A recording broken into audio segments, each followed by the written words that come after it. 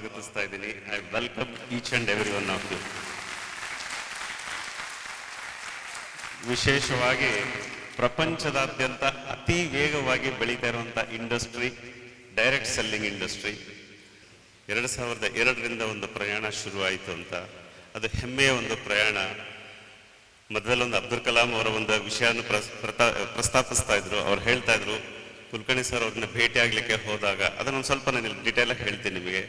ನನಗೊಂದು ದೊಡ್ಡ ಪ್ರಶ್ನೆ ಇತ್ತು, ನಾವು ಮಾಡ್ತಿರೋಂಥ ಒಂದು ಈ ಕೆಲಸ ಏನಿದೆ, ಪ್ರತಿಯೊಂದು ಮನೆಗೂ ಆರೋಗ್ಯವನ್ನು ತಲುಪಿಸುವಂಥದ್ದು, ಆರೋಗ್ಯದ ಸಲಹೆಗಳನ್ನು ಕೊಡುವಂಥದ್ದು. ನಾವು ಬರೀ ಇಲ್ನೆಸ್ ಇಂಡಸ್ಟ್ರಿಯಲ್ ಜೀವನ ನಡೆಸ್ತಾ ಇದ್ದೀವಿ. ರೋಗಗಳು ಬಂದ ಮೇಲೆ, ಸಮಸ್ಯೆಗಳು ಬಂದ ಮೇಲೆ ಡಾಕ್ಟರ್ ಹತ್ರ ಹೋಗುವಂಥದ್ದಾಗಿದೆ. ಬಟ್ ಸಮಸ್ಯೆಗಳೇ ಬರಲಾರ್ದಂಗೆ ಇರಬೇಕು ಅಂದ್ರೆ ಏನು ಮಾಡಬೇಕು ಅನ್ನೋದ್ರ ಬಗ್ಗೆ ಒಂದು ಶಿಕ್ಷಣ, ಈ ವ್ಯವಸ್ಥೆ, ಮಾರ್ಗದರ್ಶನ ಕೊಡುವಂಥದ್ದು ಏನಿದೆ, ಇದು ಸರ್ಕಾರದಿಂದನೇ ಯಾಕೆ ಆಗಬಾರ್ದು? ಕೆಲವೊಂದು ನೀವು ಸರ್ಕಾರದಿಂದ ಎಕ್ಸ್ಪೆಕ್ಟ್ ಮಾಡಲೇಬಾರ್ದು. ಎರಡನೇ ಸೆಂಟೆನ್ಸ್ ನೋಡಿ ಹೇಗಿದೆ, ಸರ್ಕಾರದಿಂದ ಎಕ್ಸ್ಪೆಕ್ಟ್ ಮಾಡಲೇಬಾರ್ದು. ನೀವ್ಯಾಕೆ ಒಂದು ಪರ್ಯಾಯ ವ್ಯವಸ್ಥೆ, ಒಂದು ಸಮಾನಾಂತರ ವ್ಯವಸ್ಥೆ, ಪ್ಯಾರಲಲ್ ಸಿಸ್ಟಮ್ನ ತಯಾರು ಮಾಡಬಾರ್ದು? ಅವ್ರು ಹೇಳಿರೋದಲ್ಲ, ನಾನು ಕಂಡುಕೊಂಡಿದ್ದು. ಅವತ್ತಿನ ಕಾಲದಲ್ಲಿ ನಮಗೆ ಯಾರಾದ್ರೂ ಸೀನಿಯರ್ಸ್ ಇದ್ದಾರೆ, ನಿಮ್ಗೆ ಗೊತ್ತಿರುತ್ತೆ ಫ್ರೆಂಡ್ಸ್, ಫ್ಲೈಟಲ್ಲಿ ಹೋಗ್ಬೇಕಂದ್ರೆ ಎರಡೇ ಕ್ಯಾರಿಯರ್ಸ್ ಇದ್ದು. ಒಂದು ಏರ್ ಇಂಡಿಯಾದ ಇಂಡಿಯನ್ ಏರ್ಲೈನ್ಸ್ ಅಂತ ಇತ್ತು, ಇನ್ನೊಂದು ಜೆಟ್ ಏರ್ವೇಸ್. ಬಿಟ್ರೆ ಬೇರೆ ಕ್ಯಾರಿಯರ್ಸ್, ಇವತ್ತು ಇಂಡಿಗೋ ಅದು ಇದೆಲ್ಲ ತುಂಬ ಬಂದಿದೆ. ಅವತ್ತಿನ ದಿವಸ ಏರ್ ಇಂಡಿಯಾದಲ್ಲಿ ಇಂಡಿಯನ್ ಏರ್ಲೈನ್ಸ್ ಹೋಗ್ತಾ ಇರಲಿಲ್ಲ ಫ್ರೆಂಡ್ಸ್. ಕೆಂಪು ಬಸ್ ಇರುತ್ತಲ್ಲೋ ಹಾಗಿರ್ತಾ ಇತ್ತು ಫ್ಲೈಟ್ ಅಂದರೆ. ಏನಿದ್ರು ಜೆಟ್ ಏರ್ವೇಸ್ ಅಲ್ಲೇ ಹೋಗ್ತಾ ಇದ್ವಿ. ಕಾರಣ ಏನಂತಂದ್ರೆ ಅದು ಪ್ರೈವೇಟು, ಸರ್ವಿಸ್ ಚೆನ್ನಾಗಿ ಕೊಡ್ತಾರೆ. ನೀವು ಮೊಬೈಲ್ಸ್ಗೆ ನೋಡಿದ್ರೆ ಅವತ್ತಿನ ಕಾಲದಲ್ಲಿ ಸರ್ಕಾರದ್ದು ಇತ್ತು, ಯಾವುದು ಏರ್ಟೆಲ್ ಅಂತ, ಇವೆರಡು ಮಾತ್ರ ಇದ್ದು. ಎಲ್ಲರೂ ಏರ್ಟೆಲ್ ಮಾತ್ರ ಬಳಸ್ತಾ ಇದ್ರು, ಸರ್ವಿಸ್ ಚೆನ್ನಾಗಿದೆ ಅಂತ. ಎಜುಕೇಶನ್ ಇನ್ಸ್ಟಿಟ್ಯೂಷನ್ಸ್ ನೋಡಿದ್ರು, ಸರ್ಕಾರದ ಶಾಲೆಗಳಿದ್ದು, ಬಟ್ ಅಲ್ಲಿ ಪೇರೆಂಟ್ಸ್ ಕಳಿಸ್ಲಿಕ್ಕೆ ಇಷ್ಟಪಡ್ತಿರ್ಲಿಲ್ಲ, ಈಗಲೂ ಪಡ್ತಾ ಇಲ್ಲ. ಕಾನ್ವೆಂಟ್ಸ್ಗೆ ಕಳಿಸ್ಲಿಕ್ಕೆ ಇಷ್ಟಪಡ್ತಾ ಇದ್ರು, ಕ್ವಾಲಿಟಿ ಆಫ್ ಎಜುಕೇಶನ್ ಚೆನ್ನಾಗಿರುತ್ತೆ ಅಂತ. ಹಾಗೆ ನೀವು ಎಲ್ಲೇ ನೋಡಿದ್ರು ಈ ಪ್ಯಾರಲಲ್ ಸಿಸ್ಟಮ್, ಪರ್ಯಾಯ ವ್ಯವಸ್ಥೆ ಏನಿದೆ, ಅಲ್ಲಿ ಗುಣಮಟ್ಟ ಇದೆ. ಆದ್ರಿಂದ ಅವ್ರು ಹೇಳಿದ್ರು, why don't you think of your own education system? ನೀವೇ ಯಾಕೆ ಒಂದು ಈ ವ್ಯವಸ್ಥೆಯನ್ನ ಆಲೋಚಿಸಬಾರ್ದು? ಅವರು ಕೊಟ್ಟಂತ ಆಲೋಚನೆಯಿಂದ ಶುರುವಾಗಿರುವಂಥದ್ದು SHK ವೆಲ್ನೆಸ್ ಫೌಂಡೇಶನ್.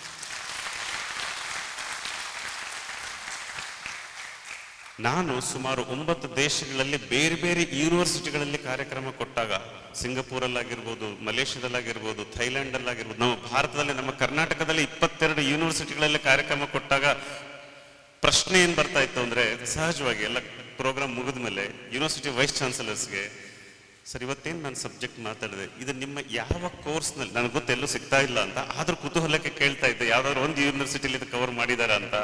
ಎಲ್ಲ ಯೂನಿವರ್ಸಿಟಿ ವೈಸ್ ಚಾನ್ಸಲರ್ಸ್ ಹೇಳ್ತಿದ್ರು, ದುರದೃಷ್ಟವಶಾತ್ ನಮ್ಮ ಯೂನಿವರ್ಸಿಟಿ ಯಾವ ಕೋರ್ಸ್ನಲ್ಲೂ ಇವತ್ತು ನೀವು ಕೊಟ್ಟಂತ ಮಾಹಿತಿ ಶಿಕ್ಷಣದ ರೂಪದಲ್ಲಿ ಇಲ್ಲ. ಆವಾಗ ನಿರ್ಧಾರ ತಗೊಂಡಿದ್ದು 2019ರಲ್ಲಿ ಅಧಿಕೃತವಾಗಿ ಕೋರ್ಸ್ ಅಂತ ಡಿಸೈನ್ ಆಯಿತು. ಪ್ರತಿಯೊಂದು ಮನೆಗೆ ಒಬ್ರು ತಮ್ಮ ಫ್ಯಾಮಿಲಿ ಡಾಕ್ಟರ್ ಆಗಿ ತಯಾರಾಗಬೇಕು. ರೋಗಗಳು ಬಂದ್ಮೇಲೆ ಪೇಷಂಟ್ ಆದ್ಮೇಲೆ ಹ್ಯಾಕ್ ಟ್ರೀಟ್ ಮಾಡ್ಬೇಕಂತ ಕಲಿಯೋದಲ್ಲ, ರೋಗಗಳು ಬರ್ಲಾರ್ದಂಗೆ ಇರ್ಲಿಕ್ಕೆ ಆ ಫ್ಯಾಮಿಲಿನ ಹ್ಯಾಕ್ ಕಾಪಾಡಬೇಕು. Good idea. ಅದರ ಜೊತೆಗೆ ನೀವು ಮತ್ತೆ ಸ್ವಲ್ಪ ಸೂಕ್ಷ್ಮವಾಗಿ ಅಬ್ಸರ್ವ್ ಮಾಡಿದ್ರೆ ಈ ಡೈರೆಕ್ಟ್ ಸೆಲ್ಲಿಂಗ್ ಇಂಡಸ್ಟ್ರಿಯಲ್ಲಿ, ಇನ್ನು ಬೇರೆ ಯಾವ ಇಂಡಸ್ಟ್ರಿಯಲ್ಲೂ ಇಲ್ಲ ಫ್ರೆಂಡ್ಸ್, ವಿಶೇಷವಾಗಿ ಪ್ರಪಂಚದಾದ್ಯಂತ, ಕೇವಲ ಭಾರತದಲ್ಲ, ಡೈರೆಕ್ಟ್ ಸೆಲ್ಲಿಂಗ್ ಇಂಡಸ್ಟ್ರಿಯಲ್ಲಿ ಆರೋಗ್ಯವಂತರು ಆರೋಗ್ಯವಾಗಿರ್ಲಿಕ್ಕೆ ಬೇಕಾದಂತ ಉತ್ಪನ್ನಗಳಿದೆ. ತಮ್ಮ ಆರೋಗ್ಯವನ್ನ ಕಾಪಾಡಿಕೊಳ್ಳಿಕ್ಕೆ ಬೇಕಾದಂತ ಉತ್ಪನ್ನಗಳಿದೆ, ಕರೆಕ್ಟ್, ಪ್ರಾಡಕ್ಟ್ಸ್ ಇದೆ. ಬಟ್ ದುರದೃಷ್ಟವಶಾತ್ ಅದನ್ನು ಯಾತಕ್ಕೆ ಬಳಸಬೇಕು ಅಂತ ಹೊರಗಡೆ ಪ್ರಪಂಚಕ್ಕೆ ಗೊತ್ತಿಲ್ವೇ? ಸಾಮಾನ್ಯ ಜನರಿಗೆ ಅದು ಯಾತಕ್ಕೆ ಬಳಸಬೇಕು ಅಂತ ಗೊತ್ತಿಲ್ಲ. ಅದನ್ನು ಯಾತಕ್ಕೆ ಬಳಸಬೇಕು, ಅದರಿಂದ ಏನು ಉಪಯೋಗ ಅಂತ ಹೇಳಲಿಕ್ಕೆ ಡೈರೆಕ್ಟ್ ಸೆಲ್ಲಿಂಗ್ ಅಲ್ಲಿ ಡಿಸ್ಟ್ರಿಬ್ಯೂಟರ್ಸ್ ಇದ್ದಾರೆ. ಹಾಗೆ ನೀವು ವರ್ಕ್ ಮಾಡ್ತಾ ಇದ್ರಿ, ಇನ್ನು ಕೆಲವರು ವರ್ಕ್ ಮಾಡ್ತಾ ಇದ್ದಾರೆ. ಬಟ್ ದುರದೃಷ್ಟವಶಾತ್ ಅದನ್ನು ಹ್ಯಾಕ್ ಬಳಸಬೇಕು, ಯಾತಕ್ಕೆ ಬಳಸಬೇಕು ಅಂತ ವೈಜ್ಞಾನಿಕವಾಗಿ ಹೇಳುವಂತ ಶಿಕ್ಷಣ ಇರಲಿಲ್ಲ. ಕರೆಕ್ಟ್. ಭಾರತದಾದ್ಯಂತ ಭಾರತಕ್ಕೆ ಬಂದಂತ ಮೊದಲನೇ ಬೇರೆ ದೇಶದ ಕಂಪನಿಯಿಂದ ಹಿಡಿದು ಭಾರತದ ಸಂಸ್ಥೆಗಳಿಂದ ನಿಮ್ಮ ಸಂಸ್ಥೆ ಎಲ್ಲ ಸೇರಿಸಿ ನಾನು ಹೇಳ್ತಿರುವಂತದ್ದು, ವೈಜ್ಞಾನಿಕವಾಗಿ ಮಾಹಿತಿ ಕೊಡುವಂತ ಒಂದು ಶಿಕ್ಷಣದ ಅವಶ್ಯಕತೆ ಇತ್ತು. ಈ ಒಂದು ಕಾರಣಕ್ಕೆ 2019ರಿಂದ ಶುರುವಾಯಿತು. ವಿಶೇಷವಾಗಿ ಡೈರೆಕ್ಟ್ ಸೆಲ್ಲಿಂಗ್ ಇಂಡಸ್ಟ್ರಿಯಲ್ಲಿ ವರ್ಕ್ ಮಾಡ್ತಿರೋಂಥವ್ರು ಈ ಕೋರ್ಸ್ನ ತುಂಬಾ ಗಂಭೀರವಾಗಿ ತಗೊಂಡ್ರು. ಈ ಕೋರ್ಸ್ನ ಇನ್ನೂ ಮಾಡದಿರೋಂಥವ್ರು, ಈ ಸಂಸ್ಥೆಯಲ್ಲಿ ಡಿಸ್ಟ್ರಿಬ್ಯೂಟರ್ಸ್ ಆಗಿ ವರ್ಕ್ ಮಾಡ್ತಿರೋರು ನೀವು ಯಾರಾದರೂ ಬಂದಿದ್ರೆ ಅವ್ರಿಗೆ ನನ್ನ ಕಿವಿ ಮಾತು, ಯಾತಕ್ಕೆ ಇವ್ರು ಈ ಒಂದು ಕೋರ್ಸ್ನ ಮುಗಿಸ್ಕೊಂಡ್ರು?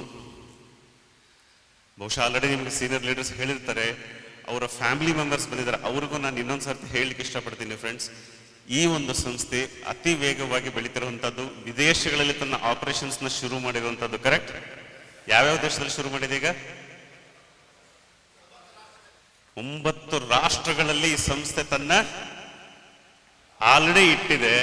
ಅಂತ ಒಂದು ಸಂಸ್ಥೆ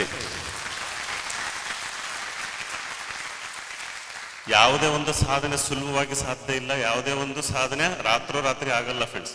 ಹನಿ ಹನಿ ಕೂಡಿದ್ರೇನೆ ಸಮುದ್ರ. ಹನಿ ಹನಿ ಕೂಡಿದ್ರೆ ಸಮುದ್ರ ಫ್ರೆಂಡ್ಸ್. ಯಾವತ್ತೋ ಒಂದು ದಿವಸ, ಅದನ್ನ ಸಂಜೆ ಅವರು ಹೇಳ್ತಿದ್ರಲ್ಲ, ಇವತ್ತು ಸಸಿ ರೂಪದಲ್ಲಿರೋದು ನಾಳೆ ಹೆಮ್ಮರವಾಗಿ ಬೆಳೆಯುತ್ತೆ. ಹಾಗೆ ಒಂದು ದಿವಸ, ಅವತ್ತಿನ ದಿವಸ ವೆಸ್ಟೇಜ್ನ ನೋಡಿದವ್ರು ನಾಳೆ ಏನ್ ಮಹಾ ಆಗುತ್ತೆ ಅನ್ಕೊಂಡಿರ್ತಾರೆ ಇವತ್ತು. ಬಟ್ ನನಗೆ ಜ್ಞಾಪಕ ಇದೆ, ಇದನ್ನ ನಾನು ಸುಮಾರು 2008ರಲ್ಲಿ ಒಂದು ಸ್ಟೇಟ್ಮೆಂಟ್ ಮಾಡಿದ್ದೆ.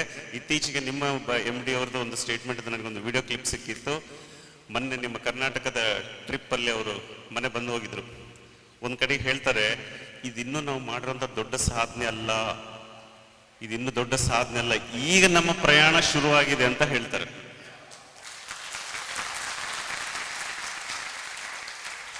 ಎರಡ್ 2008ರಲ್ಲಿ ನಾನು ಇದೇ ಸ್ಟೇಟ್ಮೆಂಟ್ ಮಾಡಿದ್ದೆ ಫ್ರೆಂಡ್ಸ್. ನನಗೆ ಭಾರತ ಸರ್ಕಾರದಿಂದ ಡೆಲ್ಲಿಯಲ್ಲಿ ರಾಷ್ಟ್ರ ಪ್ರಶಸ್ತಿ ಸಿಕ್ತು. ರಾಷ್ಟ್ರೀಯ ಉದ್ಯೋಗ ರತ್ನ ಅಂತ ಪ್ರಶಸ್ತಿ ಸಿಕ್ಕಾಗ ಕಾರಣ ಏನಂತಂದ್ರೆ, ಅತಿ ಹೆಚ್ಚು ಜನರಿಗೆ ನೀವು ಸಾಧಾರಣ ಜೀವನ ನಡೆಸ್ತಾ ಇರೋರಿಗೆ ಟ್ಯಾಕ್ಸ್ ಪೇಯರ್ಸ್ ಮಾಡಿದ್ದೀರಾ ಅಂತ. ಆ ಪ್ರಶಸ್ತಿ ಸ್ವೀಕರಿಸುವಾಗ ಮಾತಾಡ್ಲಿಕ್ಕೆ 2 ನಿಮಿಷ ಟೈಮ್ ಕೊಟ್ಟಾಗ ನಾನು ಹೇಳಿದೆ, ಇದನ್ನ ನೀವು ಪ್ರಶಸ್ತಿ ಸಾಧನೆ ಮಾಡಿದ್ದಕ್ಕೆ ಅಂತ ಕೊಡ್ತಾ ಇದ್ದೀರಾ, ಇದನ್ನ ನಾನು ಪೋಸ್ಟ್ ಪೇಯ್ಡ್ ಅಂತ ತಗೊಳ್ಳಲ್ಲ, ಪ್ರೀಪೇಯ್ಡ್ ಅಂತ ತಗೊಳ್ತೀನಿ. ಇನ್ನು ಮೇಲೆ ಸಾಧಿಸ್ಲಿಕ್ಕೆ ಜಾಸ್ತಿ ಇದೆ. ಸೊ ಆ ಒಂದು ನಿಟ್ಟಿನಲ್ಲಿ ಈ ಕೋರ್ಸ್ನ ಮುಗಿಸ್ಕೊಂಡು ನಾನು ಫಸ್ಟ್ ಆರ್ಥಿಕವಾಗಿ ಸದೃಢ ಆಗಬೇಕು, ಈ ಸಂಸ್ಥೆಯಲ್ಲಿ ಬೆಳಿಬೇಕು. ಅದಕ್ಕೆ ನಾನು ವೈಜ್ಞಾನಿಕ ಶಿಕ್ಷಣವನ್ನು ಪಡೆದಾಗ ಮಾತ್ರ ಸಾಧ್ಯ.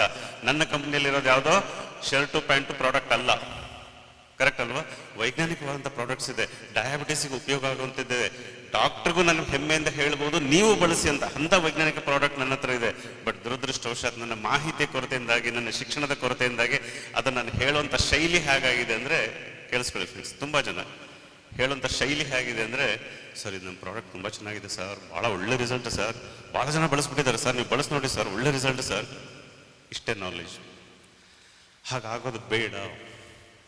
ಆ ಒಂದು ಕಾರಣಕ್ಕೆ ಹೋದ ಸಾರ್ತಿ ಲಾಸ್ಟ್ ಸೆಪ್ಟೆಂಬರಲ್ಲಿ ಒಂದು ಕನ್ವೊಕೇಶನ್, ಲಾಸ್ಟ್ ಅಕ್ಟೋಬರ್ ಒಂದು ಕನ್ವೊಕೇಶನ್ ಇದೇ ಒಂದು ಹಾಲಲ್ಲಿ ನಡೆದಾಗ ಬೇರೆ ಬೇರೆ ಸಂಸ್ಥೆಯವರು, ಸುಮಾರು 11 ಸಂಸ್ಥೆಯವರು ಫ್ರೆಂಡ್ಸ್, ಪ್ರವೀಣ್ ಒಬ್ಬರೇ ಇದ್ರು ಅನ್ಸುತ್ತಲ್ವಾ ಆ ಬ್ಯಾಚಲ್ಲಿ, ನಿಮ್ಮ ಸಂಸ್ಥೆಯಿಂದ ಒಬ್ಬರು ಮಾತ್ರ, ಬೇರೆ ಬೇರೆ ಸಂಸ್ಥೆಯವರು ತಮ್ಮ ಈ ಕೋರ್ಸ್ನ ಮುಗಿಸ್ಕೊಂಡ್ರು. ನಿಮ್ಮ senior leader, gallop leader Shivashankar ಅವರು ಅವತ್ತಿನ ದಿವಸ ಕಾರ್ಯಕ್ರಮದಲ್ಲಿ ಭಾಗವಹಿಸಿದ್ರು. ನನಗೆ ಅವ್ರು ಬಂದಿರೋದು ಗೊತ್ತೇ ಇಲ್ಲ ಫ್ರೆಂಡ್ಸ್. ಹಾಗೆ ನೋಡಿದ್ರೆ ಬೇರೆಯವ್ರನ್ನ ಅವತ್ತಿನ ದಿವಸ ಅತಿಥಿಗಳಾಗಿ ಇನ್ವೈಟ್ ಮಾಡಿದ್ವಿ. ನನಗೆ ಗೊತ್ತಿರಲಿಲ್ಲ, ಅವ್ರಿಗೂ ನಾನು ಬಂದು ಕೂತ್ಕೊಳ್ಳಿ ಇಲ್ಲಿ ಈ ಕಾರ್ಯಕ್ರಮದಲ್ಲಿ ಅಂತ ಹೇಳ್ತಾ ಇದ್ದೆ. ಬಟ್ ಅತಿ ವಿನಯಪೂರ್ವಕವಾಗಿ ಒಂದ್ ಕಡೆ ಕೂತ್ಕೊಂಡಿದ್ರು. ಕಾರ್ಯಕ್ರಮ ಮುಗಿದ ಮೇಲೆ, ಸರ್ ನಿಮ್ಮ ಒಂದು 2 ನಿಮಿಷ ಮಾತಾಡಬೇಕು ಅಂದ್ರು. ತುಂಬಾ ಜನ ಬಂದಿದ್ರು, ಮಾತಾಡ್ಲಿಕ್ಕೆ ಸಮಯದ ಅಭಾವ ಇತ್ತು. ಅದಕ್ಕೆ ಅವ್ರು ಹೇಳಿದ್ರು, ಸರ್ ನಿಮ್ದು ಊಟ ಎಲ್ಲ ಮುಗಿದು ಬಿಡ್ಲಿ ಸರ್, ಆಮೇಲೆ ಮಾತಾಡ್ತೀನಿ ಅಂತ. ಆ ವ್ಯಕ್ತಿ ಮಾತನಾಡೋ ಶೈಲಿಯಲ್ಲಿ, ಹುಷಾರಾಗಿ ಕೇಳಿಸ್ಕೊಳ್ಳಿ ಫ್ರೆಂಡ್ಸ್, ಆ ವ್ಯಕ್ತಿ ಮಾತಾಡೋ ಶೈಲಿಯಲ್ಲಿ ಏನೋ ಒಂದು ಗಾಂಭೀರ್ಯ ಇತ್ತು. ಏನ್ ಹೇಳಿ ಅಂದೆ ನಾನು, ಸರ್ ನಮ್ಮ ಸಂಸ್ಥೆಯ ಕನಿಷ್ಠ 100 ಜನರಿಗೆ ಈ ಶಿಕ್ಷಣ ತಲುಪಿಸ್ಬೇಕು, ಅದಕ್ಕೆ ಏನ್ ಮಾಡ್ಬೇಕು ಹೇಳಿ ಸರ್ ಅಂತ. ನಂತರ ಚರ್ಚೆ ಮಾಡೋಣ, ನಂಗೆ ಅರ್ಥ ಆಯ್ತಾ ಸರ್ಟಿಫಿಕೇಟ್, ನಂತರ ಚರ್ಚೆ ಮಾಡೋಣ ಅಂತಂದೆ. ಅಷ್ಟರಲ್ಲೇ ಅವರು ಸುಮಾರು ಒಂದು 20 ಜನ ಬಂದಿದ್ರು, ಹೊರಗಡೆ ನಿಂತ್ಕೊಂಡು ಚರ್ಚೆ ಮಾಡಿದ್ರು ಸೀನಿಯರ್ ಲೀಡರ್ಸ್ ಎಲ್ಲರೂ. ಆ ಒಂದು ಕಾರಣಕ್ಕೆ ಅದರ ಫಲಿತಾಂಶ ಇವತ್ತು ಸುಮಾರು 113 ಜನ ಸರ್ಟಿಫಿಕೇಟ್ನ ತಗೊಳ್ತಾ ಇರುವಂತಹದ್ದು, ಸುಮಾರು 140 ಜನ ಅಡ್ಮಿಷನ್ ತಗೊಂಡಿರುವಂತಹದ್ದು. ಇದನ್ನು ಅಪ್ರಿಷಿಯೇಟ್ ಮಾಡಬೇಕು. ಮಧ್ಯದಲ್ಲಿ ನಾವು 140 ಜನ ಅಡ್ಮಿಷನ್ ತಗೊಂಡಿರುವಂತಹದ್ದು.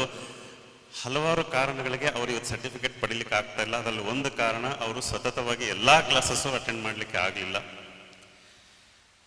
ಹಲವಾರು ಕಾರಣದಿಂದ ಇವತ್ತು 113, 114 ಜನ ಯಶಸ್ವಿಯಾಗಿ ತಗೊಳ್ತಾರೆ. 2 ಕ್ಲಾಸಸ್ ಅಟೆಂಡ್ ಮಾಡಿದ್ರು ತಗೊಳ್ಳಿಕ್ಕಾಗಿಲ್ಲ ಫ್ರೆಂಡ್ಸ್, ಅದನ್ನು ಹೇಳ್ಬಿಡ್ತೀನಿ.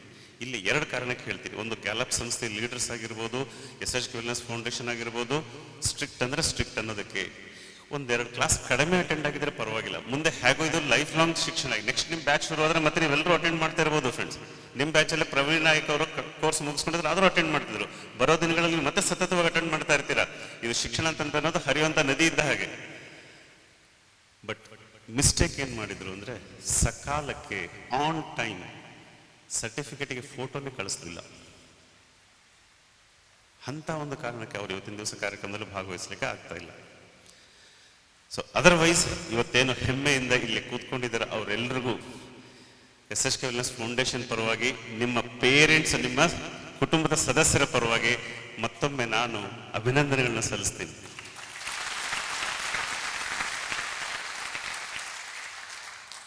ಇವತ್ತಿನ ಕಾರ್ಯಕ್ರಮದಲ್ಲಿ ಒಂದೆರಡು ಇಂಪಾರ್ಟೆಂಟ್ ವಿಚಾರಗಳನ್ನ ಹೇಳಲೇಬೇಕು ಫ್ರೆಂಡ್ಸ್. ಆರಂಭದಲ್ಲೇ ಹೇಳ್ತೀನಿ. ಮೊದಲನೇದು, ಪ್ರತಿ ಸಾರ್ತಿ ಈ ಕನ್ವೊಕೇಶನ್ ಬೆಂಗಳೂರಲ್ಲಿ ಆಗ್ಬೋದು, ಇಲ್ಲಾಗ್ಬೋದು, ಪ್ರತಿ ಕನ್ವೊಕೇಶನ್ಗೆ ಒಂದು ತಂಡ ಅಂತ ಇರ್ತದೆ.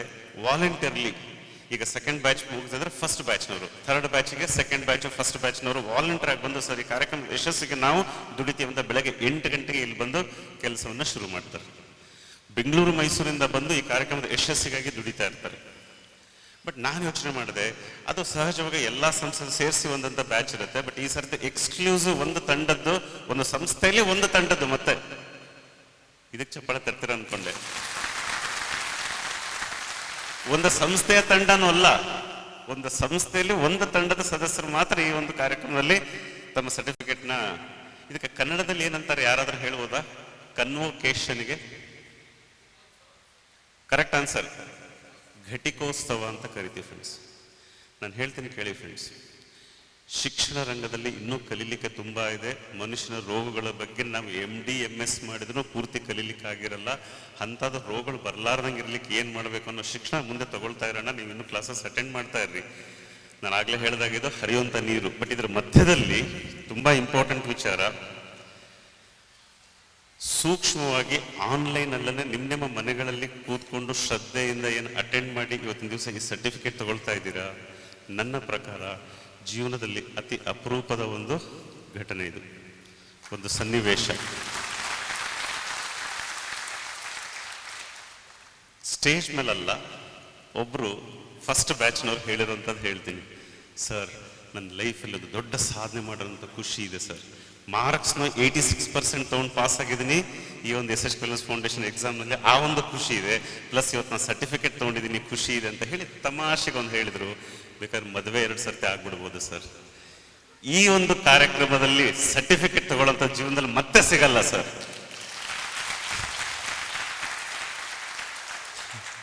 ಚಪ್ಪಾಳೆ ತಟ್ಟದವ್ರಿಗೆಲ್ಲರ ಮೇಲೆ ಅನುಮಾನ ಬರುತ್ತೆ 2ನೇ ಸರ್ತಿ. ಫೈನ್. ಸೊ ಅಂಥ ಒಂದು ವಿಶೇಷವಾದಂಥ ಕಾರ್ಯಕ್ರಮದಲ್ಲಿ ಇವತ್ತು ಭಾಗವಹಿಸ್ತಿರೋದು ಫ್ರೆಂಡ್ಸ್. ಶುರು ಮಾಡೋಕ್ಕಿಂತ ಮುಂಚೆ ಒಂದು 30 ಸೆಕೆಂಡ್ಸ್ ಟೈಮ್ ಕೊಡ್ತೀನಿ. ಮಧ್ಯದಲ್ಲಿ ನೀವು ಎಲ್ಲೆಲ್ಲಿ ಕೂತಿದ್ರು, ವಿಶೇಷವಾಗಿ ಸರ್ಟಿಫಿಕೇಟ್ ತಗೊಳ್ಳೋರಿಗೆ ನಾನು ಹೇಳ್ತಾ ಇದ್ದೀನಿ, ಎಲ್ಲೆಲ್ಲಿ ಕೂತಿದ್ರು ಅಲ್ಲೇನೆ ಆರಾಮಾಗಿ ಕೂತ್ಕೊಂಡು ಮೊದಲು ನಿಮ್ಮ ತಂದೆ ತಾಯಿಗೆ ಅಲ್ಲಿಂದನೇ ನಮಸ್ಕಾರ ಮಾಡಿ.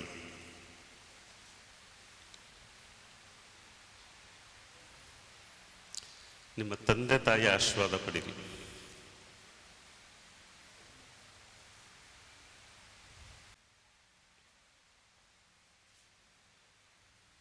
ನೀವು ಯಾರು ಆರಾಧ್ಯ ದೈವ ಅಂತ, ದೇವರು ಅಂತ ನಂಬ್ತೀರಾ, ಪೂಜಿಸ್ತೀರಾ, ಆ ದೈವದ ಆಶೀರ್ವಾದ ಪಡೀರಿ.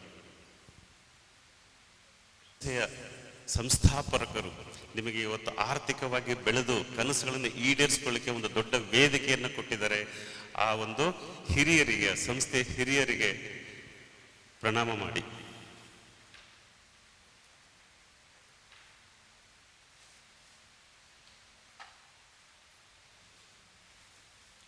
ಈ ಸಂಸ್ಥೆಯಲ್ಲಿ ವರ್ಕ್ ಮಾಡಿ ಆರ್ಥಿಕವಾಗಿ ಬೆಳಿಲಿಕ್ಕೆ ಈ ಅವಕಾಶವನ್ನು ನಿಮಗೆ ಪರಿಚಯ ಮಾಡಿಕೊಟ್ಟಂತ ನಿಮ್ಮ ಸ್ಪಾನ್ಸರ್ ಯಾರಿದ್ದಾರೆ, ವಯಸ್ಸಿನಲ್ಲಿ ಚಿಕ್ಕವರು ಇರ್ಬೋದು, ಡೋಂಟ್ ವರಿ, ಅವಕಾಶ ಕೊಟ್ಟಂತ ವ್ಯಕ್ತಿ ದೇವರಾಗ್ತಾನೆ. ಆ ವ್ಯಕ್ತಿ ಯಾರೇ ಇರಲಿ, ಇವತ್ತಿನ ದಿವಸ ಅವ್ರು ಬಹುಶಃ ಸಂಸ್ಥೆಯಲ್ಲಿ ಇಲ್ದಿದ್ರೂ ಪರವಾಗಿಲ್ಲ, ಬಟ್ ಈ ಸಂಸ್ಥೆಯಲ್ಲಿ ನೀವು ಬೆಳಿಲಿಕ್ಕೆ ಅವರೊಂದು ಅವಕಾಶವನ್ನು ತೋರಿಸ್ಕೊಟ್ರು, ಅವ್ರಿಗೂ ನಿಮ್ಮ ನಮನ ಇರಲಿ.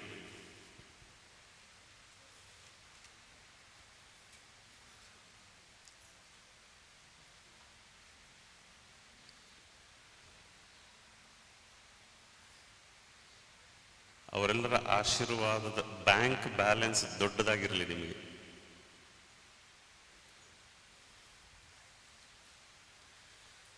Thank you friends, thank you. ಈಗ ನಿಮಗೊಂದು ಫೀಲ್ ಇಸ್ ಡಿಫ್ರೆಂಟ್. ಒಬ್ಬ ಮನುಷ್ಯನಿಗೆ ಬ್ಯಾಂಕಲ್ಲಿ 10 ಕೋಟಿ ರೂಪಾಯಿ ಇದ್ದಾಗ ಅವನು ಕೂತ್ಕೊಳ್ಳುವಂಥ ಫೀಲಿಂಗ್ ಬೇರೆ, ಹಾಗೆ ಆಶೀರ್ವಾದ ಬ್ಯಾಂಕ್ ಬ್ಯಾಲೆನ್ಸ್ ಇದೆ. ಕರೆಕ್ಟ್? ನೆಕ್ಸ್ಟ್ ಇನ್ನೊಂದು ಸಲಹೆ, ಇವತ್ತು ನೀವು ತಿಳಿಯದೋ ತಿಳಿದು ಈ ಸಂಸ್ಥೆಗೆ ಬಂದ್ರಿ, ಪ್ರಯಾಣ ಶುರು ಮಾಡಿದ್ರಿ. ಯಾರೋ ಸೇರಿ 3 ತಿಂಗಳಾಗಿದೆ, 6 ತಿಂಗಳಾಗಿದೆ, 8 ತಿಂಗಳಾಗಿದೆ, 1 ವರ್ಷ ಆಗಿದೆ, 2 ವರ್ಷ ಆಗಿದೆ, ನಿಮ್ಮ ಪ್ರಯಾಣ ಮುಂದುವರಿತಾ ಇದೆ. ನಿಮ್ಮದು KSRTC ಕೆಂಪು ಬಸ್ ಥರ ಪ್ರಯಾಣ ಸ್ಲೋ ಆಗಿ ಹೋಗ್ತಾ ಇರ್ಬೋದು, ಅಥವಾ ಓಲ್ವೋ ಥರ ಹೋಗ್ತಾ ಇರ್ಬೋದು, ಅಥವಾ ನಿಮ್ಮದು ಫ್ಲೈಟ್ ಸ್ಪೀಡಲ್ಲಿ ಹೋಗ್ತಾ ಇರ್ಬೋದು. ಏನೇ ಇರಲಿ, ನಾಳೆ ಇಲ್ಲಿ ಕೊಟ್ಟಂಥ SHK ವೆಲ್ನೆಸ್ ಫೌಂಡೇಶನಲ್ಲಿ ಕೊಟ್ಟಂಥ ಶಿಕ್ಷಣವನ್ನು ಬಳಸಿ ಎಕ್ಸಾಕ್ಟ್ಲಿ ನೆಕ್ಸ್ಟ್ 1 year ಅಲ್ಲಿ ಆರ್ಥಿಕವಾಗಿ ತುಂಬಾ ಎತ್ತರಕ್ಕೆ ಬೆಳೆದು ನನ್ನ ಇಡೀ ಕುಟುಂಬದ ಸದಸ್ಯರ ಕನಸುಗಳನ್ನು ಈಡೇರಿಸಲಿಕ್ಕೆ ಶುರು ಮಾಡ್ತೀನಿ ಅನ್ನೋ ಪ್ರತಿಜ್ಞೆ ಮನಸ್ಸಿನಲ್ಲೇ ಅಲ್ಲಿ ಕೂತ್ಕೊಂಡಲ್ಲೇ ಮಾಡಿ. ಈ ಸಂಸ್ಥೆಗೆ ಸೇರಿದ್ದೀರಾ, ನೆಕ್ಸ್ಟ್ 1 year ಅಲ್ಲಿ ಆರ್ಥಿಕವಾಗಿ ಅತಿ ಎತ್ತರಕ್ಕೆ ಬೆಳೆದು ಅದಕ್ಕೆ ಬೇಕಾದಂಥ ಶಿಕ್ಷಣ ಇಲ್ಲೇನು ಸಿಕ್ಕಿದೆ ಅದನ್ನು ಬಳಸ್ಕೊಂಡು ಇಡೀ ಕುಟುಂಬದ ಸದಸ್ಯರ ಕನಸುಗಳನ್ನು ಈಡೇರಿಸುವಂಥ ವ್ಯಕ್ತಿಯಾಗಿ ನಾನು ಹೊಂದುತ್ತೀನಿ, ನಿರ್ಮಾಣ ಆಗ್ತೀನಿ. I become A person of that kind. Okay, good. ಇದು ಎರಡನೇದೇನಿದೆ, ಇದು ಅಷ್ಟೇ ಇಂಪಾರ್ಟೆಂಟ್ ಫ್ರೆಂಡ್ಸ್. ನಿಮ್ಮ ಒಳಗಡೆ ಒಂದು ನಿರ್ಧಾರ ಇರಬೇಕು. ನೆಕ್ಸ್ಟ್ ಎಕ್ಸಾಕ್ಟ್ಲಿ 1 ವರ್ಷದಲ್ಲಿ ನಿಮ್ದೊಂದು ಏನೀಗ ವ್ಯವಸ್ಥಿತ ಚಟುವಟಿಕೆ ನಡೀತಾ ಇದೆ, ಐ ರಿಪೀಟ್, ನಿಮ್ದೇನೋ ಆಕ್ಟಿವಿಟಿ ನಡೀತಾ ಇದೆ ಸಂಸ್ಥೆಯಲ್ಲಿ. CNT ಅಂತ ಡಿಫ್ರೆಂಟ್ ಪ್ರೋಗ್ರಾಮ್ಸ್ ನಡೀತಾ ಇದೆ. ನಾನು ಕೇಳ್ಪಟ್ಟೆ, I was very happy to know that 1 ತಿಂಗಳದ ಟೈಮ್ ಟೇಬಲ್ ಮುಂಚೆನೆ ಫಿಕ್ಸ್ ಆಗಿರುತ್ತೆ, ಕರೆಕ್ಟ್?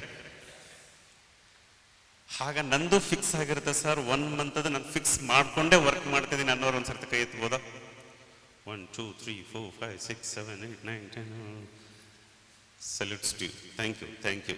ಇನ್ನು ಉಳಿದವ್ರಿಗೂ ನನ್ನ ಸಲಹೆ, ಮಹಿಳೆಯರಿರ್ಬೋದು, ಪುರುಷರು ಯಾರೇ ಇರಲಿ ಫ್ರೆಂಡ್ಸ್, ಸ್ತ್ರೀ ಪುರುಷ ಅದನ್ನು ಪಕ್ಕದಲ್ಲಿಡಿ. ಆರ್ಥಿಕವಾಗಿ ಬೆಳಿಲಿಕ್ಕೆ ಅವ್ರು ಯಾವುದೋ ಅಡ್ಡ ಬರೋದು ಬೇಡ. ನಿಮ್ಮ ಕುಟುಂಬದ ಸದಸ್ಯರ ಸಪೋರ್ಟನ್ನು ಇಟ್ಕೊಳ್ಳಿ, ಅಪ್ಪ ಅಮ್ಮನ ಸಪೋರ್ಟ್ ಇಟ್ಕೊಳ್ಳಿ, ವೈಫ್ದು ಮಕ್ಕಳ ಸಪೋರ್ಟ್ ಇಟ್ಕೊಳ್ಳಿ. 1 year ಶ್ರಮದ ವರ್ಷ, ಬಿತ್ತುವ ವರ್ಷ. 1 ವರ್ಷ ಆದ್ಮೇಲೆ ಬರೋದು ಬರೇ ಬೆಳೆ. ಈ ಇಂಡಸ್ಟ್ರಿಯಲ್ಲಿ ಅತಿ ಸಾಧಾರಣ ಬ್ಯಾಕ್ಗ್ರೌಂಡಿಂದ ಬಂದಂಥವ್ರು, ಅತಿ ಚಿಕ್ಕ ಕುಟುಂಬದಿಂದ ಬಂದಂಥವ್ರು, ಗ್ರಾಮೀಣ ಪ್ರದೇಶದಿಂದ ಬಂದಂಥವ್ರು ಸಹ ತಿಂಗಳಿಗೆ 1 ಕೋಟಿ ರೀಚ್ ಆದಂಥ ಉದಾಹರಣೆಗಳು ಭಾರತದಲ್ಲಿ, ಕರ್ನಾಟಕದಲ್ಲೇ ಇದೆ. ಮಂತ್ಲಿ 1 crore ರೀಚ್ ಆದವ್ರು ಇದ್ದಾರೆ. ಬರೀ ಕುತೂಹಲ ಕೇಳ್ತೇನೆ, ನಿಮಗೆ ಇನ್ ಕೇಸ್ ಏನಾದರೂ ಗೊತ್ತಿದ್ರೆ, ನಿಮ್ಮಲ್ಲಿ ವರ್ಷಕ್ಕೆ ಹೈಯೆಸ್ಟ್ ತಗೊಳ್ಳೋರು ಇಡೀ ಇಂಡಿಯಾದಲ್ಲಿ ಅಂದಾಜು ಎಷ್ಟಿದೆ? ಎಷ್ಟು? 5 to 6 crores ವರ್ಷಕ್ಕೆ. ನಿಮ್ಮ ಸಂಸ್ಥೆಯಲ್ಲೇ ವರ್ಷಕ್ಕೆ 5-6 ಕೋಟಿ ತಗೊಳ್ಳೋದಿದ್ದಾರೆ ಆಲ್ರೆಡಿ, ಜೀವಮಾನಕ್ಕಲ್ಲ, ವರ್ಷಕ್ಕೆ. ಅಂತ ಒಂದು ಇಂಡಸ್ಟ್ರಿ ಅತಿ ವೇಗವಾಗಿ ಭಾರತದಲ್ಲೇ ಬೆಳೀತಾ ಇದೆ. ಬೇರೆ ದೇಶಗಳಿಗೆ ಕಂಪೇರ್ ಮಾಡಿ ನಮ್ಮ ದೇಶದಲ್ಲಿ ತುಂಬಾ ಲೇಟಾಗಿ ಶುರುವಾಗಿರೋದು ಫ್ರೆಂಡ್ಸ್ ಇಂಡಸ್ಟ್ರಿ. ನನ್ನ ಜೊತೆಗಿರಿ ಅತಿ ಲೇಟಾಗಿ ಶುರುವಾಗಿರೋಂಥದ್ದು, ಬಟ್ ತುಂಬಾ ವೇಗವಾಗಿ ಬೆಳೀತಾ ಇದೆ. ಭಾರತದಲ್ಲಿ ಒಂದೇ ಒಂದು ಕೊರತೆ ಇತ್ತು, ಕಾನೂನು ಚೌಕಟ್ಟು. ಈಗ ಅದು ಸಿಕ್ಕಾಯ್ತು. ಹೀಗಾಗಿ ಎಲ್ಲಾ ರಂಗದಲ್ಲಿ ವರ್ಕ್ ಮಾಡ್ತಿರುವಂತವ್ರು ಇವತ್ತು ಈ ಒಂದು ಇಂಡಸ್ಟ್ರಿಗೆ ಬರಲಿಕ್ಕೆ ಶುರು ಮಾಡಿದ್ದಾರೆ. ಅಂತ ಅಟ್ರಾಕ್ಟಿವ್ ಇಂಡಸ್ಟ್ರಿಯಾಗಿ ಕಾಣಿಸ್ಕೊಂಡಿದೆ. ಅಂತ ಇಂಡಸ್ಟ್ರಿಯಲ್ಲಿ ಅತಿ ವೇಗವಾಗಿ ಬೆಳೆಯುವಂಥ ಸಂಸ್ಥೆಯಲ್ಲಿ ಆಲ್ರೆಡಿ ನೀವು ವರ್ಕ್ ಮಾಡ್ತಾ ಇದ್ದೀರಾ. ನಾನು ನಿಮ್ಮ ಪ್ರಾಡಕ್ಟ್ಸ್ ಪ್ರೊಫೈಲ್ನ ನೋಡಿದಾಗ, ನಾನು ಸುಮ್ಮನೆ ಯಾರಿಗೋ ಹೋಗ್ಲಿ ಮಾತಾಡ್ಲಿಕ್ಕೆ ಇಷ್ಟಪಡಲ್ಲ ಫ್ರೆಂಡ್ಸ್, ತಪ್ಪಿದ್ರೆ ಇಲ್ಲಿ ಸಮಸ್ಯೆ ಇದೆ ಅಂತ ಹೇಳಿ ಮುಗಿಸುವಂಥ ವ್ಯಕ್ತಿ. ಬಟ್ ಆದರೂ ನಾನು ಅಬ್ಸರ್ವ್ ಮಾಡಿದಾಗ ನಂಗೆ ಗೊತ್ತಾಯ್ತು, ಅದ್ಭುತವಾದಂಥ ಪ್ರಾಡಕ್ಟ್ಸ್ ನಿಮ್ಮ ಸಂಸ್ಥೆಯಲ್ಲಿ ಆಲ್ರೆಡಿ ಇದೆ.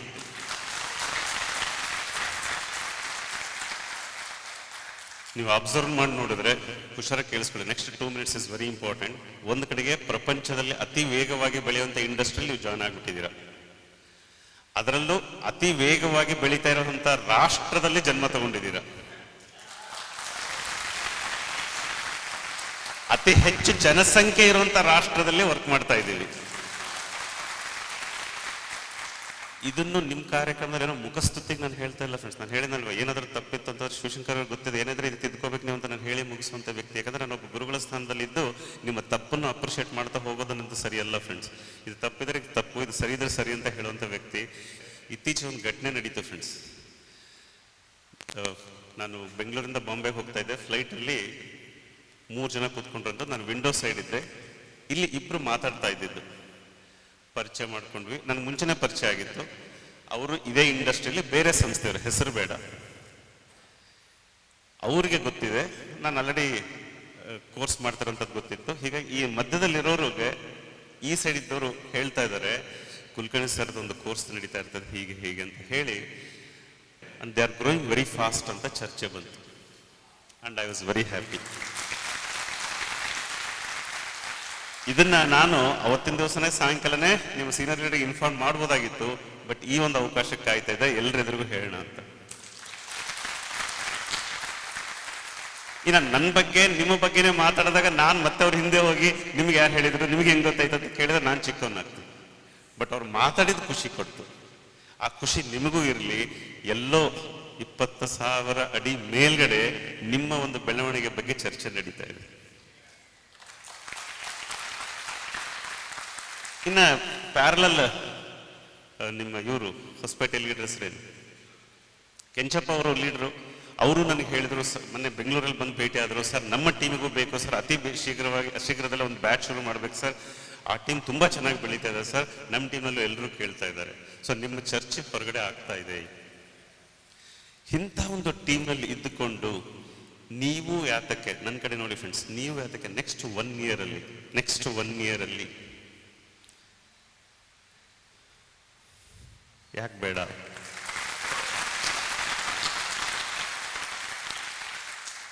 ಇವತ್ತೊಂದು ನಿರ್ಧಾರ ಆಗಲಿ. ಅದಕ್ಕಿಂತ ಮುಂಚೆ ಇನ್ನೊಂದು ಪ್ರಶ್ನೆ ಕೇಳ್ತೀನಿ ಫ್ರೆಂಡ್ಸ್. ಇಲ್ಲಿ ಎಷ್ಟು ಜನ ನಿಮ್ಮ ಕುಟುಂಬದ ಸದಸ್ಯರ ಜೊತೆಗೆ ಬಂದಿದ್ದಾರೆ? ಸರ್ಟಿಫಿಕೇಟ್ ತಗೊಳ್ತಿರೋಂಥವ್ರು ಕುಟುಂಬದ ಸದಸ್ಯರ ಜೊತೆಗೆ? Okay fine. ನನ್ನ ವೈಯಕ್ತಿಕ ಸಲಹೆ ಆನ್ಲೈನ್ ಕ್ಲಾಸ್ನಲ್ಲಿ ನಿಮಗೆ ಹೇಳಿದ್ದೆ, ಪ್ರತಿಯೊಬ್ಬರು ಕಡ್ಡಾಯವಾಗಿ ನಿಮ್ಮ ಕುಟುಂಬದ ಸದಸ್ಯರ ಜೊತೆಗೆ ಬನ್ನಿ. ಇದು ಹೇಗಿದೆ ಅಂತಂದ್ರೆ, ಇವತ್ತು ನೀವು ಬಂದಿರುವಂಥದ್ದು ಹುಡುಗ ಹುಡುಗಿ ಹೋಗಿ ಸಬ್ ರಿಜಿಸ್ಟರ್ ಆಫೀಸ್ನಲ್ಲಿ ರಿಜಿಸ್ಟರ್ ಮ್ಯಾರೇಜ್ ಮಾಡ್ಕೊಂಡು ಬಂದಂಗೆ, ಅಪ್ಪ ಅಮ್ಮನ ಸಮ್ಮುಖದಲ್ಲಿ ಅಲ್ಲ. ಹಾಗಾಗೋದು ಬೇಡ. ಇಂಥ ಒಂದು ಸಂಭ್ರಮದಲ್ಲಿ ಅವರು ಬರಲಿ, ಖುಷಿ ಪಡ್ತಾರೆ ಅಲ್ವಾ? ಅವರು ಖುಷಿ ಪಡ್ತಾರೆ, ಹೆಮ್ಮೆ ಪಡ್ತಾರೆ. ನಾನು ಹೊರಗಡೆ ನೋಡ್ತಾ ಇದ್ದೆ ಫ್ರೆಂಡ್ಸ್, ಯಾರೋ ಇಲ್ಲಿ ಯಾರಿಗೂ ಫೇಸ್ ಜ್ಞಾಪಕ ಇಲ್ಲ, ಅಮ್ಮ ಹಿಂಗೆ ದೃಷ್ಟಿ ತೆಗೆದ್ರು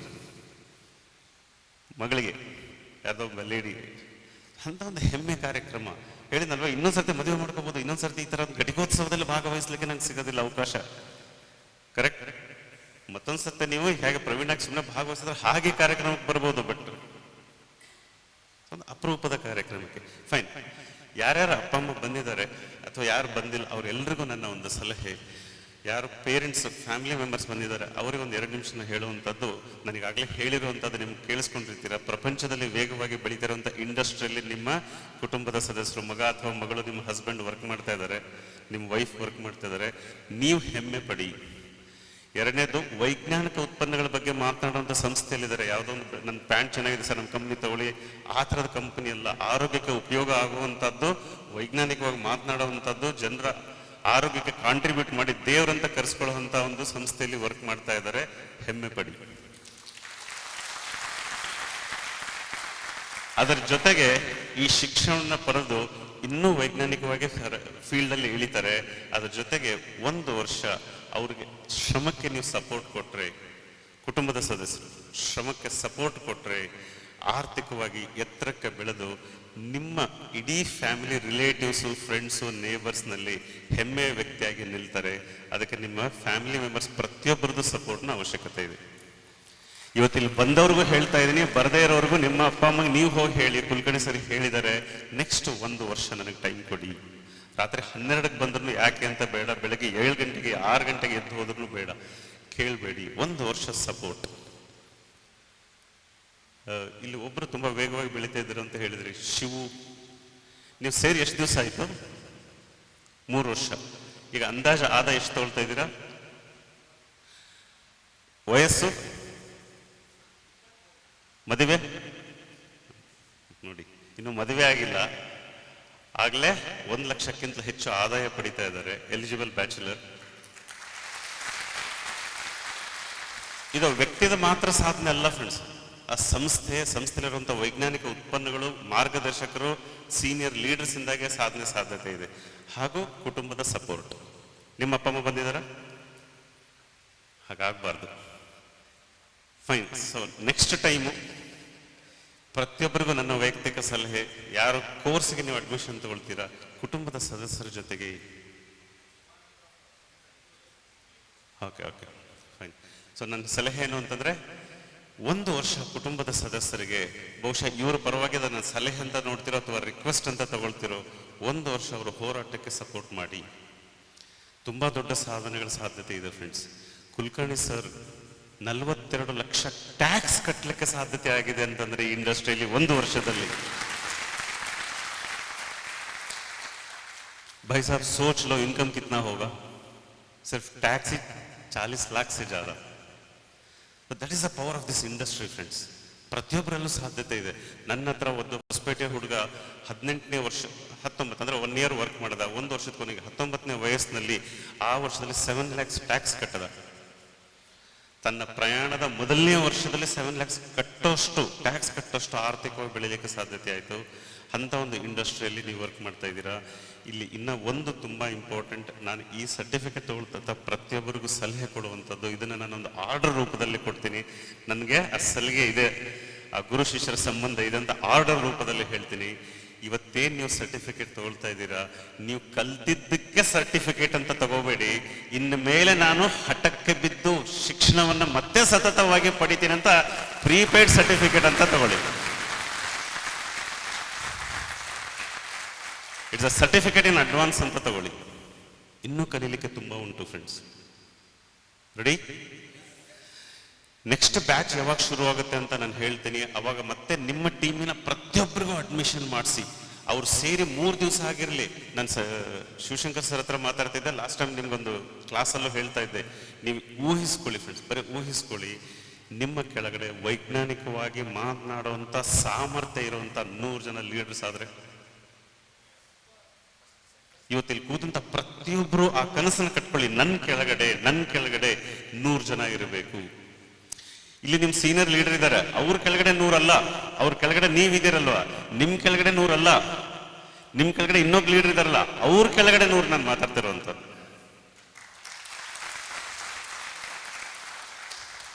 ನಾನು ಹೇಳ್ತೀನಿ ಫ್ರೆಂಡ್ಸ್, ಇದು ಹೆಮ್ಮೆಗೆ ಹೇಳುವಂಥ ವಿಚಾರ. With due respects to my guruji, ನನ್ನ ಗುರುಗಳಿಗೆ. ನನ್ನ ಕಡೆ ನೋಡಿ ಫ್ರೆಂಡ್ಸ್, ಒಂದು ಕಾರ್ಯಕ್ರಮ ನಡೀತಾ ಇತ್ತು. ಆ ಕಾರ್ಯಕ್ರಮದಲ್ಲಿ 1.5 ತಾಸು ನನ್ನ ಒಂದು ಸಬ್ಜೆಕ್ಟ್ ಇತ್ತು. ನನ್ನ ಗುರುಗಳು ಕೂತ್ಕೊಂಡಿದ್ರು. ಅವತ್ತು ವಿಶೇಷ ಏನಂದ್ರೆ ನನ್ನ ಗುರುಗಳು ಬಂದಿದ್ರು. ಅವರು ಅಂತಾರಾಷ್ಟ್ರೀಯ ಮಟ್ಟದಲ್ಲಿ ಟ್ರೈನಿಂಗ್ಸ್ನ ಕಂಡಕ್ಟ್ ಮಾಡ್ತಾರೆ. ಒಂದು ದಿವಸಕ್ಕೆ ಅವತ್ತಿನ ಕಾಲದಲ್ಲಿ 25,000 ಪರ್ ಡೇ ಚಾರ್ಜ್ ಮಾಡ್ತಿದ್ರು ಒಬ್ಬ ವ್ಯಕ್ತಿಗೆ. ಅಷ್ಟು ಫೀಸ್ ಚಾರ್ಜ್ ಮಾಡ್ತಿದ್ರು. ಅದು ನನ್ನ ಗುರುಗಳು. 1.5 ತಾಸು ಆಯಿತು. ಎಲ್ಲರೂ ಹೊರಗಡೆ ಹೋಗ್ತಾ ಇದ್ರು. ಸುಮಾರು 3,500 ಜನರದ ಕಾರ್ಯಕ್ರಮ. ಮೈಕ್ ಇಸ್ಕೊಂಡು ಆ ಮೇಡಮ್ ಒಂದು ಸ್ಟೇಟ್ಮೆಂಟ್ ಮಾಡಿದ್ರು. ನನಗೇನು ಅವಾರ್ಡ್ಗಳಂತ ಸಂಜೆ ಹೇಳ್ತಿದ್ದಾರೆ ಫ್ರೆಂಡ್ಸ್, ಅವೆಲ್ಲದಕ್ಕಿಂತ ದೊಡ್ಡ ಅವಾರ್ಡ್ ಅಂದರೆ ಅದು. ಅವ್ರು ಏನು ಹೇಳಿದರು ಅಂತಂದರೆ, ನನ್ನ ಗುರುಗಳ ಹೆಸರು ಪೀಟರ್ ಅಂತ. ಅವ್ರು ಹೇಳ್ತಾರೆ, ಆ ಮೇಡಮ್, ಮೈ ಸ್ಟೂಡೆಂಟ್ ಪೀಟರ್, ಕೇಳಿಸ್ಕೊಳ್ಳಿ, my student Peter has produced a student called Kulkarni who is better than me. ನನ್ನ ಒಬ್ಬ ಶಿಷ್ಯ ತನ್ನ ಒಬ್ಬ ಶಿಷ್ಯನನ್ನು ಹ್ಯಾಕ್ ತಯಾರು ಮಾಡಿದಾನಂದ್ರೆ, ಆ ಶಿಷ್ಯ ನನ್ನ ಶಿಷ್ಯನ್ಕಿಂತಲೂ ನನಗಿಂತಲೂ ಬೆಟರ್. ಹಾಗೆ ನಿಮಗಿಲ್ಲಿ ಮಾರ್ಗದರ್ಶನ ಮಾಡುವಂಥ ಲೀಡರ್ಸ್ ಇಲ್ಲಿ ಕೂತ್ಕೊಂಡಿದ್ದಾರೆ.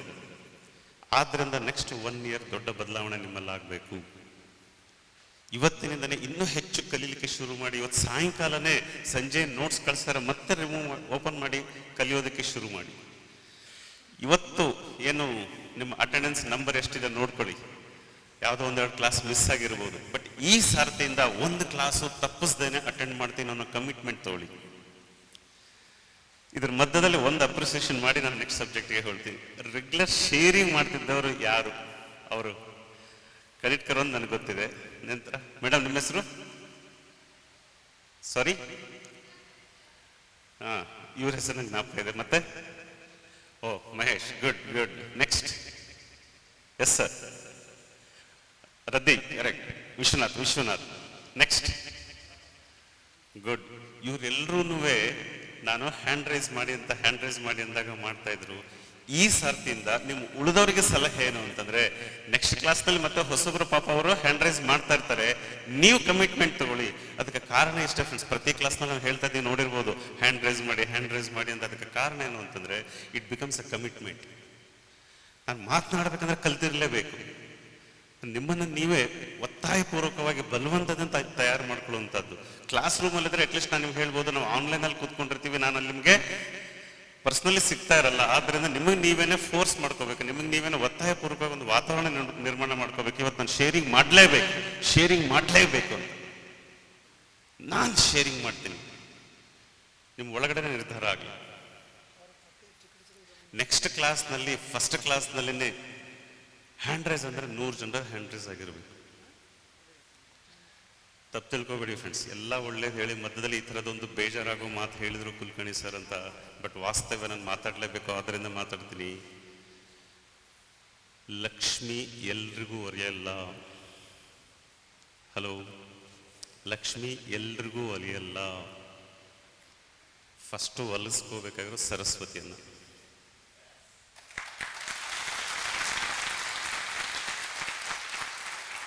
ಅಂತ ಸಂಪ್ರದಾಯಸ್ಥರು ಹೇಳ್ತಾರೆ, ಅದು ನಂಗೆ ಗೊತ್ತಿಲ್ಲ. ಬಟ್ ನನಗೆ ಗೊತ್ತಿರೋ ಸಂಪ್ರದಾಯ ಹೇಳ್ತೀನಿ. ಅರ್ನಿಂಗ್ ಬೇಕಂದ್ರೆ ಸ್ಪೆಲ್ಲಿಂಗ್ ಏನು? EARNING. ಅದಕ್ಕೆ ಹಿಂದೆ ಒಂದು ಎಲ್ ಹಾಕಿ. ಲರ್ನಿಂಗ್ ಒಳಗಡೆ ಅರ್ನಿಂಗ್ ಇದೆ. ಆ ಒಂದು ಕಾರಣಕ್ಕೆ ಇವತ್ತೊಂದು ನಿರ್ಧಾರ ತಗೊಳ್ಳಿ. ಆಯ್ತು, ಈಗೇನೋ ಒಂದೆರಡು ಕ್ಲಾಸ್ ನಾನು ಮಿಸ್ ಮಾಡಿದ್ದೆ, ಬಟ್ ನೆಕ್ಸ್ಟ್ದಲ್ಲಿ ನಾನು ಮಿಸ್ ಮಾಡಲ್ಲ. ನೆಕ್ಸ್ಟ್ ಬ್ಯಾಚ್ ಶುರುವಾದಾಗ ಇನ್ನೊಂದು ವಿಶೇಷ ಇರುತ್ತೆ ಫ್ರೆಂಡ್ಸ್. ಏನು ವಿಶೇಷ ಅಂತಂದರೆ, ಅದು ನನ್ನ ಗಮನಕ್ಕೆ ಲೇಟಾಗಿ ಬಂದಿದ್ದಕ್ಕೆ ನಿಮ್ಮ ಬ್ಯಾಚಲ್ಲಿ ಅದನ್ನು ನಾವು ಅಳವಡಿಸ್ಕೊಳ್ಳಿಕ್ಕೆ ಆಗಿರಲಿಲ್ಲ. ನೆಕ್ಸ್ಟಿಂದ 1 ಮಂತ್ ಮುಂಚೆನೇ ಡೇಟ್ಸ್ ಅನೌನ್ಸ್ ಆಗೋಗುತ್ತೆ. ಇಲ್ಲೇನು ಕ್ಲಾಸಸ್ ನಡೀತಾ ಇರ್ತದೆ SHK ವೆಲ್ನೆಸ್ ಫೌಂಡೇಶನಲ್ಲಿ, 1 ಮಂತ್ ಮುಂಚೆನೇ ಕ್ಲಾಸಸ್ ಅನೌನ್ಸ್ ಆಗಿರುತ್ತೆ. ಅಂದರೆ ನೆಕ್ಸ್ಟ್ ಕ್ಲಾಸ್ ಯಾವತ್ತಿರುತ್ತೆ ಅಂತ ನಮ್ಗೆ 20 ದಿವಸ ಮುಂಚೆನೇ ಗೊತ್ತಿರುತ್ತೆ, 30 ದಿವಸ ಮುಂಚೆನೇ ಗೊತ್ತಿರುತ್ತೆ. ನಿಮ್ಮ ಟೈಮ್ ಟೇಬಲ್ಗೂ ಅದು ಡಿಸ್ಟರ್ಬ್ ಆಗಲ್ಲ. ಕ್ಲಾಸನ್ನ ಯಾವುದೇ ಕಾರಣಕ್ಕೂ ಮಿಸ್ ಮಾಡಬೇಡಿ. ಹಲೋ, ನಿಮಗೆ ಒಂದು ಸರ್ತಿ ಅನ್ಸುತ್ತೆ ಫ್ರೆಂಡ್ಸ್, ಏನಂತ ಅನ್ಸುತ್ತೆ ಅಂತಂದರೆ, ಇನ್ನು ಯಾರೇ ನನ್ನ ಎದುರುಗಡೆ ಕೂತ್ಕೊಳ್ಳಿ ಅವ್ರಿಗೆ ನಾನು ಕೂಡಿಸಿ ಮಾತನಾಡಬಲ್ಲೆ ಅಂತ ಅನ್ಸುತ್ತೆ. ಅವತ್ತಿನಿಂದ ಮತ್ತೆ ಕ್ಲಾಸಸ್ ಅಟೆಂಡ್ ಮಾಡೋದು ಬೇಕಾಗಿಲ್ಲ. ನಿಮಗೆ ಒಂದು ಧೈರ್ಯ ಕೊಟ್ಟಿರ್ತದೆ, I can speak to anybody. ಈ ಇಂಡಸ್ಟ್ರಿಯಲ್ಲಿ ಮಾತನಾಡುವಂಥದ್ದು ಅಂದಾಗ 2 ಸಬ್ಜೆಕ್ಟು ಮಾತಾಡ್ತೀವಿ ಫ್ರೆಂಡ್ಸ್. ತುಂಬ ಜನ ಒಂದು ತಪ್ಪು ಮಾಡ್ತಾರೆ friends. I am very good at presentation. ನಾನು ಯಾರಿಗಾದ್ರೂ ನಾನು ID ಮಾಡಿಸ್ಬಿಡ್ತೀನಿ, ನಾನು ಯಾರನ್ನಾದ್ರೂ ಜಾಯ್ನಿಂಗ್ ಮಾಡಿಸ್ಬಿಡ್ತೀನಿ, ಯಾರ್ದಾದ್ರೂ ನಾನು ಕೂಡಿಸಿ ರಿಟೇಲಿಂಗ್ ಮಾಡ್ತೀನಿ. ಮಾತಿನ ಶೈಲಿ ಹಾಗೂ ಅಥವಾ ಬಿಸ್ನೆಸ್ನ ಇನ್ಕಮ್ನ ಎಕ್ಸ್ಪ್ಲೇನ್ ಮಾಡಿ ಯಾರಾದರೂ ಜಾಯಿನ್ ಮಾಡಿಸ್ಬೋದು. ವೈಜ್ಞಾನಿಕವಾಗಿ ಆ ಪ್ರಾಡಕ್ಟ್ನ ಎಕ್ಸ್ಪ್ಲೇನ್ ಮಾಡಿ ನೀವು ಜಾಯಿನ್ ಮಾಡಿಸ್ತೀರಿ. ಅಂಥ ಸಾಮರ್ಥ್ಯ ನಿಮಗೆ ಬಂದಿದೆ ಅಂತಂದರೆ ನೀವು ಕ್ವಾಲಿಟಿ ಜನರು ತಲುಪಲಿಕ್ಕೆ ಶುರು ಮಾಡ್ತೀರಾ. ಈ ಇಂಡಸ್ಟ್ರಿಯಲ್ಲಿ ಒಂದು ತಪ್ಪು ನಡೀತಾ ಇದೆ ಫ್ರೆಂಡ್ಸ್, ನಿಮ್ಮಿಂದ ತಪ್ಪು ನಡೀತಾ ಇದೆ. ನೋಡಿ, ಏನು ತಪ್ಪು ನಡೀತಾ ಇದ್ರೆ, ನನ್ನ ಕಡೆ ನೋಡಿ. ನಿಮ್ಮ ಸಾಮರ್ಥ್ಯ ಇಷ್ಟಿದ್ರೆ, ನಿಮ್ಮ ಸಾಮರ್ಥ್ಯ, ಕಾನ್ಫಿಡೆನ್ಸು, ಸಬ್ಜೆಕ್ಟ್ ನಾಲೆಜ್ ಇಷ್ಟಿದ್ರೆ, ನೀವು ಇಲ್ಲಿರುವಂಥವ್ರನ್ನ ಮಾತ್ರ ಭೇಟಿಯಾಗ್ಲಿಕ್ಕೆ ಇಷ್ಟಪಡ್ತಾ ಇರ್ತೀರ. ಇವ್ರುಗಳ ಹತ್ರ ಹೋಗ್ಲಿಕ್ಕೆ, ಒಬ್ಬ BMS ಡಾಕ್ಟರ್ನ ಭೇಟಿಯಾಗಿ ID ಮಾಡಿ, MBBS ಡಾಕ್ಟರ್ನ ಭೇಟಿಯಾಗಿ ID ಮಾಡಿ, ಪ್ರಿನ್ಸಿಪಾಲ್ನ ಭೇಟಿಯಾಗಿ, ಬಯೋಟೆಕ್ನಾಲಜಿಸ್ಟ್ನ ಭೇಟಿಯಾಗಿ, ಬ್ಯಾಂಕ್ ಮ್ಯಾನೇಜರು, ಲೆಕ್ಚರರ್ಸು, ಪ್ರೊಫೆಸರ್ಸು. ನಿಮ್ಮ ಸಾಮರ್ಥ್ಯ ಇಷ್ಟು, ಅವ್ರ ಸಾಮರ್ಥ್ಯ, ಅವ್ರ ಹತ್ರ ಮಾತಾಡ್ಲಿಕ್ಕೆ ಇಲ್ಲೋ ಒಂದೊಂದು ಸ್ವಲ್ಪ ಹಿಂಜರಿಕೆ ಇರ್ತದೆ. ಯಾವಾಗ ನಿಮ್ಮ ಹತ್ರ ಸಬ್ಜೆಕ್ಟ್ ನಾಲೆಜ್ ಇರುತ್ತೆ, ಯಾರನ್ನಾದ್ರೂ ಕೂಡಿಸಿ ಮಾತಾಡ್ಬೋದು. ಅರ್ಥ ಆಗ್ತದೆ ಫ್ರೆಂಡ್ಸ್? ನಿಮಗೆ ನೋನ್ ಅನ್ನೋ ಒಂದು ಸಬ್ಜೆಕ್ಟ್ ಬಗ್ಗೆ ಹೇಳ್ತಾ ಇದ್ದೆ ಕ್ಲಾಸ್ನಲ್ಲಿ. ಆ ಕ್ಲಾಸ್ ಎಲ್ಲರೂ ಅಟೆಂಡ್ ಮಾಡಿದ್ರಲ್ವಾ? Good good. ಅದರದ್ದೊಂದು ಘಟನೆ ಹೇಳ್ತೀನಿ ಫ್ರೆಂಡ್ಸ್, ತುಂಬ ಖುಷಿ ಕೊಟ್ಟಿರುವಂಥದ್ದು. ಒಂದು ಸರ್ತಿ ಕಲ್ಕತ್ತಾ ಮೆಡಿಕಲ್ ಕಾಲೇಜ್ನ ಸುಮಾರು 112 ಜನ ಡಾಕ್ಟರ್ಸ್ಗೆ ಕಾರ್ಯಕ್ರಮ. ಮೆಡಿಕಲ್ ಕಾಲೇಜಿನ 112 ಜನ ಡಾಕ್ಟರ್ಸ್, ಒಂದೇ ಮೆಡಿಕಲ್ ಕಾಲೇಜು. ನನ್ನ ಗುರುಗಳು ಕ್ಲಾಸ್ ತಗೋಬೇಕು. ಅವ್ರು ಹೇಳಿದ್ರು, ಕುಲಕರ್ಣಿ ಇದು ಯಾಕೋ ಎಡವಟ್ಟು ಹೊಡೆಯುತ್ತೆ, ನೀನೇ ತಗೊಂಡ್ಬಿಡು ಅಂತ. ಅವರಿಗೆ ಸಬ್ಜೆಕ್ಟ್ ನಾಲೆಜ್, ಬಿಸ್ನೆಸ್ನಲ್ಲಿ ನಾನು ಹೇಳಿದ್ನಲ್ವ, ಬರೀ ಬಿಸ್ನೆಸ್ ಎಕ್ಸ್ಪ್ಲೇನ್ ಮಾಡಿ, ಪೇಔಟ್ ಎಕ್ಸ್ಪ್ಲೇನ್ ಮಾಡಿ, ಕಮಿಷನ್ ಇಷ್ಟು ಬರುತ್ತೆ ಅಂತ ಎಕ್ಸ್ಪ್ಲೇನ್ ಮಾಡಿ, ಆರ್ಥಿಕವಾಗಿ ಬೆಳೆಯೋದ್ರ ಬಗ್ಗೆ ಎಕ್ಸ್ಪ್ಲೇನ್ ಮಾಡಿ, ಈ ಥರದ ಚಟುವಟಿಕೆ ಯಾರು ಇಂಡಸ್ಟ್ರಿಯಲ್ಲಿ ಮಾಡ್ತಾರೆ ಅವರು ಪರ್ಮನೆಂಟ್ ಇನ್ಕಮ್ ಪಡೀಲಿಕ್ಕೆ ಆಗಿಲ್ಲ, ಎತ್ತರಕ್ಕೆ ಬೆಳೀಲಿಕ್ಕೆ ಆಗಿಲ್ಲ. 2 ಲಕ್ಷ 3 ಲಕ್ಷ ತನಕ ಬರ್ತಾರೆ ಫ್ರೆಂಡ್ಸ್. ಯಾವಾಗ ನಿಮ್ಮಲ್ಲಿ ಸಬ್ಜೆಕ್ಟ್ ನಾಲೆಜ್ ಇರುತ್ತೆ, ನಿಮ್ಮ ಹತ್ರ ಏನೇನು ಪ್ರಾಡಕ್ಟ್ಸ್ ಇದೆ, ಅದು ಹೇಗೆ ಉಪಯೋಗ ಆಗುತ್ತೆ, ಅದಕ್ಕೆ ಡಿಸೀಸ್ ಕಾರಣ ಏನು, ಡಿಸೀಸ್ ಲಕ್ಷಣಗಳೇನು, ಅಲ್ಲಿ ಪ್ರಾಡಕ್ಟ್ ಹೇಗೆ ಉಪಯೋಗ ಆಗುತ್ತೆ ಅಂತ ನೀವು ಎಕ್ಸ್ಪ್ಲೇನ್ ಮಾಡುವಂಥ ಸಾಮರ್ಥ್ಯ ಇತ್ತು ಅಂದರೆ 140 ಕೋಟಿ ಜನಸಂಖ್ಯೆ ಯಾರನ್ನಾದ್ರೂ ಎದುರಿಸ್ತೀರ. ನಾನು ಮಾತಾಡ್ತಿರೋದು ಮೇಲ್ಗಡೆ ಕೇಳಿಸ್ತಾ ಇದ್ದೇನಾ? ಕ್ಲಿಯರ್? ನಾನು ಈ ಲೈಟಿನ ಕಾರಣದಿಂದ ಮೇಲ್ಗಡೆ ನೋಡ್ಲಿಕ್ಕೆ ಆಗಲ್ಲ, ದಯವಿಟ್ಟು ಅಪಾರ್ಥ ಮಾಡ್ಕೋಬೇಡಿ. ನಾನು ಕೆಳಗಡೆ ನೋಡ್ತಾ ಇರ್ತೀನಿ, ಕಾರಣ ಅಂದರೆ ಈ ಲೈಟು ಕಣ್ಣಿಗೆ ಎಫೆಕ್ಟ್ ಆಗುತ್ತೆ ಅಂತ. ಇನ್ನೊಂದು ಸರ್ತಿ ಸ್ವಲ್ಪ ಲೇಟಾಗಿ ಬಂದವರು ಯಾರಿದ್ದಾರೆ ಅವ್ರನ್ನೆಲ್ಲರನ್ನೂ ನಾವು ಮನಸ್ಫೂರ್ತಿಯಾಗಿ ಬೇಜಾರಿಲ್ದೇನೆ ಲೇಟಾಗಿ ಬಂದವ್ರನ್ನ ಒಂದು ಸರ್ತಿ ಸ್ವಾಗತ ಅಂತ ಹೇಳ್ಬೇಡ.